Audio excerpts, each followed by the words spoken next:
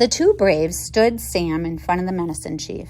He raised a stick decorated with 3 feathers and pointed it at Sam. "Now you speak."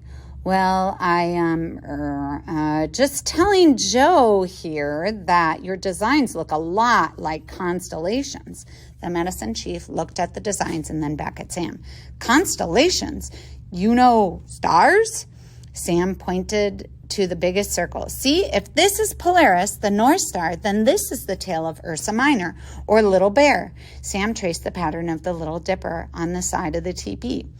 "Then this is Ursa Major, or Big Bear," pointing toward the North Star, the one star that appears never to move. "The star that does not walk around," said the medicine chief, looking a bit surprised. "You know the stars?" "Of course," said Sam, stepping around a few braves. "Astronomy is a fascinating and useful science." He pointed to a design of 7 stars. "We call these the Pleiades, but you probably know them as the 7 boys who dance themselves into the sky." Now the medicine chief looked positively awed. "No Wasichu has ever read my star designs." He sat down with a stunned look and began searching through the pouches and robes. The rest of the council looked equally stunned. "He really is Mr. Information," whispered Fred. Then Bull Bear stood up. "Every child in the village has heard the tales of the Great Bear and the dancing boys by the winter campfires. That is not strong medicine." A few braves nodded.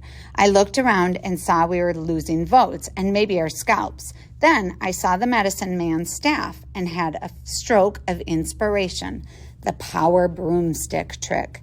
I hadn't actually had a chance to try it out yet, but I figured it was truly now, in 1868, or never.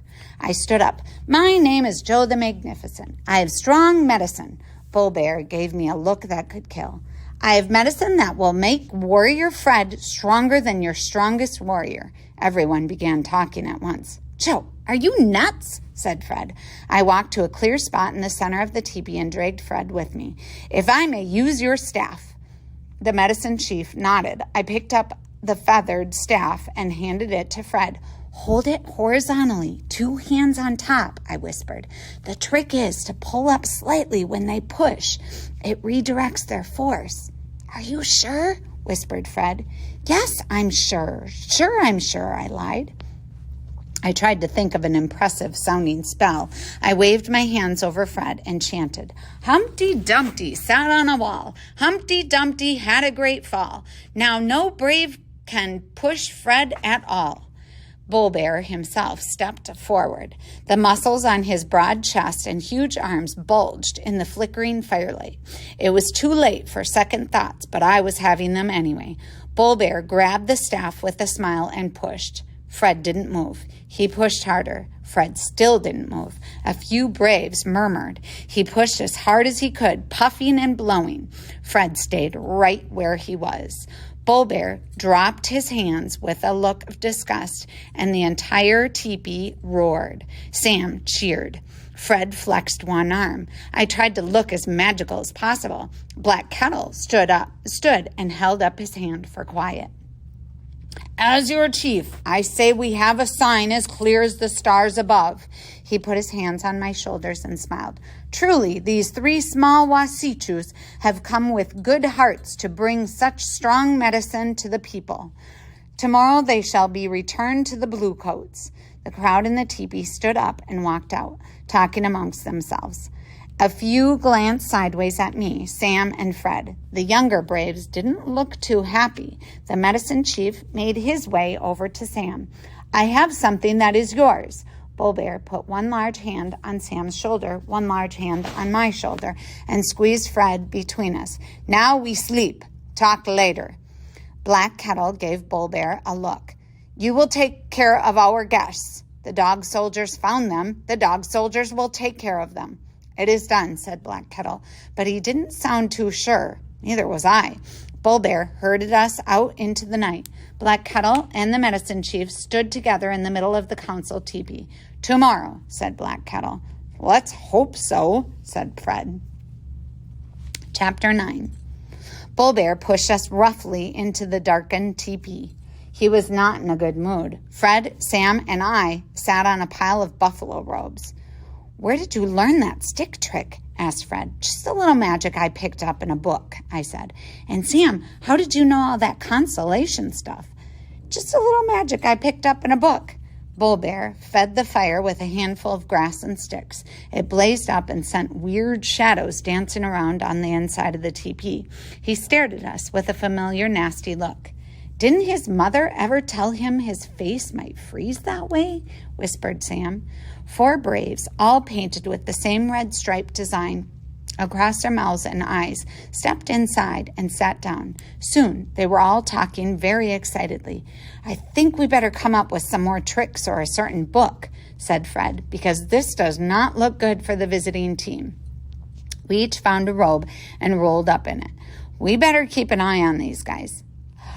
Oh, right, I yawned. You and Sam sleep first. I'll watch, then wake you up for your turn. Sam was already snoring. Fred yawned. Oh, okay, and rolled over. The braves talked quietly now.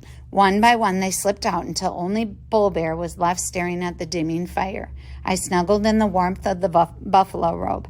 I rested one eye for a second. I rested the other. I rested both. Then opened them. Bull Bear was still there. I rested one eye. I rested the other. The next thing I knew, I was being lifted up in the air and carried. My mouth was covered. My hands and feet were tied. I saw Sam and Fred being carried along by more red-striped warriors. The sun was just coming up as we were thrown over horses and carried out of the village. I had no idea where we were headed, but I had a sinking feeling it wasn't back to the cavalry. We rode for hours, bouncing along on horseback.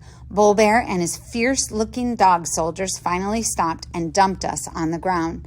One of the braves tied us to a twisted little tree. This does not look good at all, said Sam. Yeah, said Fred. Remember Cookie said first they tied him up, then I know, I said. Don't remind me. I'm trying to think of something magic. One of the dog soldiers rode up and pointed over the next hill. Bull Bear smiled. He slid out his knife. Let us see your strong medicine now, Wasichus, or maybe you will save it to show your cowboy friends. He pointed toward the next hill. I could hear the faint sounds of cattle mooing and someone, probably Cody, whistling and singing. I will cut a nice circle scalp, said Bull Bear, waving his knife in front of us. When the cowboys see you, they will know you were scalped by Bull Bear and his dog soldiers. Then we will wipe them out and scalp them for the blue coats to see too. Sam, Fred, and I all strained against the ropes together, struggling to escape. It was no use. There was no magic, no trick, no book that could possibly save us now. Bull Bear reached for Fred's hair. An arrow whizzed out of nowhere and stuck in the tree. Bull Bear stopped and looked up. A pack of Indians on horses came screaming down the hillside. It was Black Kettle and the medicine chief, followed by at least 30 warriors. Black Kettle's braves whooped, screamed, and knocked heads with their war clubs. The 10 or so dog soldiers were rounded up in a quick tussle and brought in front of Black Kettle. The medicine chief sliced us free with his knife. Saved by the good guys, said Sam. Black Kettle and Bull Bear stood face to face. Black Kettle was giving him a fierce lecture in Cheyenne. Bull Bear seemed to be making some kind of excuse, but Black Kettle didn't look like he was buying it. Black Kettle gave him one more blast and hand gesture, then walked over to us. I must apologize for the actions of some of our warriors. There are always those who act first and think later. Oh, that's okay, said Fred. My dad says I do that all the time. Sam and I laughed. A familiar-looking cloud of dust and the sound of mooing longhorns rose over the hill in front of us. I never thought I'd be so happy to see the dusty, stinky bunch of cows again. We will return you now to your friends, said Black Kettle, and hope this may help you find your way home, as your return may help my people find the way. Bull Bear and his dog soldiers scowled at us. The medicine chief pulled a fur pouch from his pony's saddle and handed it to Sam. "And we return this to you, young watcher of the stars. It has been with our sacred arrows for as many winters as I know. Perhaps you know also what these other strange markings mean." Sam opened the pouch. We saw the silver stars and moons on a dark blue background and let out a yell just as the bugle blew its first blast. "The book!" yelled Fred. The bugle sounded again, and I saw where it was coming from. An army of hundreds of blue-coated soldiers, guns firing and sabers flashing, charging down the hill directly at us.